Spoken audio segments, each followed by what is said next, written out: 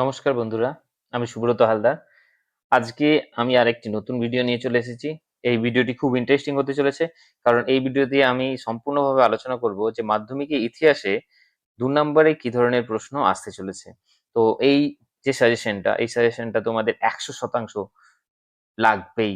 মানে ১১ টি যে ২ নম্বরের কোয়েশ্চেন লিখতে হবে সেটা তো তোমরা অবশ্যই পাবে। তার সঙ্গে এখান থেকে কিন্তু বহু ছোট প্রশ্ন তোমরা এখান থেকে পেতে পারো। তো আমার এইখানে যে প্রশ্নগুলো তোমরা একটু কিন্তু খুব গুরুত্ব সহকারেই পড়বে। তো চলো শুরু করা যাক আমাদের এই ভিডিওটা। আর এই ভিডিওটি শুরু করার আগে আমি একটা কথা তোমাদের বলবো, তোমরা যারা আমার এই ভিডিওতে নতুন তারা অবশ্যই আমার চ্যানেলটিকে সাবস্ক্রাইব করে দিও। তাহলে আমি আরো নতুন যে ভিডিওগুলো দেব তোমরা সব পেতে থাকবে। তো মাধ্যমিক পরীক্ষার আরো অনেক ধরনের গুরুত্বপূর্ণ প্রশ্ন উত্তর আমি তোমাদের সঙ্গে আলোচনা করব এর পরপর। তো আজকে এই ভিডিওটা শুরু করা যাক। চলো শুরু করি আমি আমাদের এই ভিডিওটাই।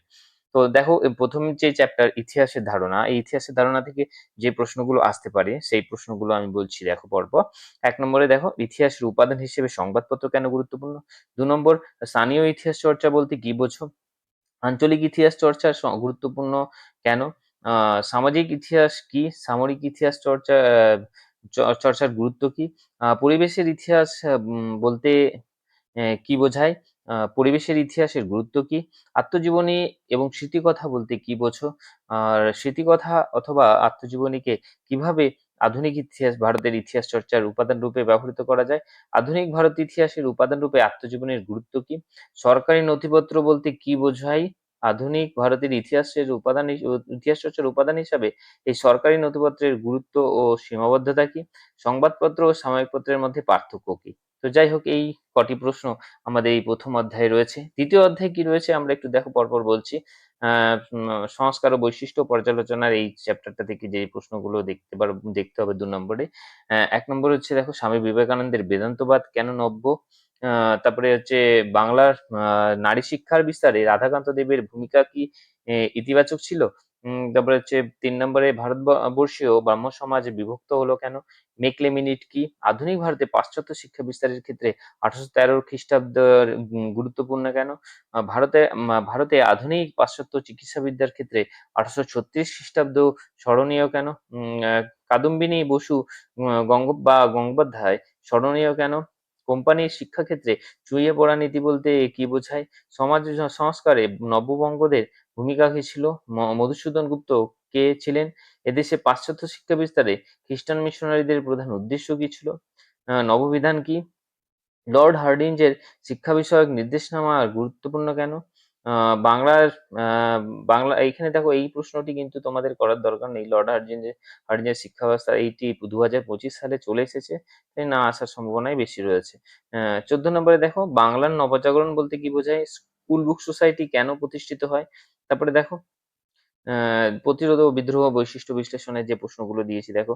মুন্ডা বিদ্রোহের প্রধান লক্ষ্য কি ছিল? ওহাবি আন্দোলন ব্যর্থতার ২ টি কারণ লেখো। এটা ২০২৫ সালে এসে গেছে, তাই এই প্রশ্নটি না করলেও তোমাদের চলবে। ৩ নম্বরে দেখো ফরাজি আন্দোলন কি ধর্মীয় জাগরণের আন্দোলন বা ফরাজি আন্দোলনের প্রকৃতি? এটা কিন্তু ইম্পর্টেন্ট। নীলকররা নীল চাষীদের উপর কিভাবে অত্যাচার করতো তা সংক্ষেপে আলোচনা করো। দুধু মিয়া স্মরণীয় কেন? নীল বিদ্রোহে হরিশ্চন্দ্র মুখোপাধ্যায় ভূমিকা কিরূপ ছিল? সন্ন্যাসী ও ফকির বিদ্রোহ ব্যর্থ হলো কেন? ৮ নম্বরে দেখো মোপলা বিদ্রোহের কারণ কি? ৯ নম্বর নীল বিদ্রোহে খ্রিস্টান মিশনারিদের ভূমিকা কিরূপ ছিল? ১০ নম্বর হচ্ছে চুয়ার বিদ্রোহের গুরুত্ব কি ছিল? ১১ নম্বর ফরাজি আন্দোলন কি নিছক ধর্মীয় আন্দোলন ছিল? ফরাজি আন্দোলন ব্যর্থ হলো কেন? ১২ নম্বরে তিতুমির স্মরণীয় কেন? ১৩ নম্বরে পাইক কাদের বলা হতো? ১৪ নম্বরে হেদায়েতি নামে কারা পরিচিত ছিল? দক্ষিণ-পশ্চিম সীমান্ত এজেন্সি কেন গড়ে তোলা হয়েছিল? তারপরে দেখো ৪ নম্বর অধ্যায় থেকে যে প্রশ্নগুলো আসতে পারে সেগুলো কি কি? গভর্নর জেনারেল ও ভাইসরয়ের পার্থক্য কি? মহারানীর ঘোষণাপত্রের মূল উদ্দেশ্য কি ছিল? ব্যঙ্গচিত্র কেন আঁকা হয়? জমিদার সভা ও ভারত সভার মধ্যে ২টি পার্থক্য লেখো। হিন্দুমালা কিভাবে উপনিবেশ বিরোধী মনোভাব সংগঠিত করেছিল? ৬ নম্বরে দেখো ১৯ শতকের দ্বিতীয়ার্ধে সভা সমিতির যুগ বলা হয় কেন? আনন্দমঠ উপন্যাস কিভাবে জাতীয়তাবাদী ভাবধারাকে উদ্দীপ্ত করেছিল? বিংশ শতকে জাতীয়তাবাদী উন্মেষে ভারতসভা চিত্রটির কিরূপ ভূমিকা ছিল? ল্যান্ড হোল্ডার সোসাইটি বা জমিদার সভা কি উদ্দেশ্যে প্রতিষ্ঠিত হয়? শিক্ষিত বাঙালি সমাজে এর একটি অংশ কেন মহাবিদ্রোহ বিরোধিতা করেছিল? ব্যঙ্গচিত্র আঁকা হয় কেন? বর্তমান ভারত ও গ্রন্থটি কিভাবে জাতীয়তাবাদ উন্মেষে সাহায্য করেছিল? গগনেন্দ্রনাথ ঠাকুর স্মরণীয় কেন? গোড়া উপন্যাসটি জাতীয়তাবাদ প্রতিষ্ঠায় কিভাবে ভূমিকা নিয়েছিল? নবগোপাল মিত্র কে ছিলেন? 19 শতকে বাংলায় জাতীয়তাবাদের বিকাশে বঙ্কিমচন্দ্রের ভূমিকা কিরূপ ছিল? তারপরে দেখো ৫ নম্বর অধ্যায় থেকে যে প্রশ্নগুলো আসবে সেগুলো পরপর বলে যাচ্ছি। দেখো ১ নম্বর হচ্ছে কারিগরি শিক্ষা বিস্তারে বেঙ্গল টেকনিক্যাল ইনস্টিটিউশন এর ভূমিকা কি ছিল? রবীন্দ্রনাথ ঠাকুর ব্রহ্মচর্যাশ্রম প্রতিষ্ঠা কেন করেছিলেন? ১৯ শতকে বিজ্ঞান শিক্ষা বিকাশে Indian association for the cultivation of science এর ভূমিকা কি ছিল? ডক্টর মহেন্দ্রলাল সরকার স্মরণীয় কেন? বাংলার সাংস্কৃতিক জীবনে ছাপাখানার বিকাশে প্রভাব কতটা? তারপরে হচ্ছে বিশ্বভারতী প্রতিষ্ঠার উদ্দেশ্য কি ছিল? বাংলা ছাপাখানার বিকাশে পঞ্চানন কর্মকারের ভূমিকা কি ছিল? বাংলায় মুদ্রণের ইতিহাসে বটতলা প্রকাশনার গুরুত্ব কি? চার্লস উইলকিন্স কে ছিলেন? বাংলার লাইনোটাইপ প্রবর্তনের গুরুত্ব কি? বাংলায় সাংস্কৃতিক জীবনে ছাপাখানার বিকাশের প্রভাব কতটা? ঔপনিবেশিক শিক্ষা ব্যবস্থা ত্রুটিপূর্ণ ছিল কেন? জাতীয় শিক্ষা পরিষদ কেন প্রতিষ্ঠিত হয়? বিদ্যাসাগর ষাট বলতে কি বোঝায়? গ্রামীণ শিক্ষা, শিল্প ও বৃত্তি শিক্ষার প্রসারে রবীন্দ্রনাথের অবদান কিরূপ ছিল? ১৬ নম্বরে ভারতীয় জাতীয়তাবাদের ইতিহাসে ১৯১১ খ্রিস্টাব্দ গুরুত্বপূর্ণ কেন? তারপরে দেখো ২০ শতকে ভারতে কৃষক ও শ্রমিক বামপন্থী আন্দোলনে ৬ নম্বর অধ্যায়, সেই ৬ নম্বর অধ্যায়ে কি বিষয় প্রশ্নগুলো আসতে পারে? তেভাগা আন্দোলনের নাম তেভাগা কেন হয়েছিল? একা আন্দোলনের গুরুত্ব শুরু হয় কেন? বারদৌলি সত্যাগ্রহ আন্দোলন কেন শুরু হয়? তাম্রলিপ্ত জাতীয় সরকার কি?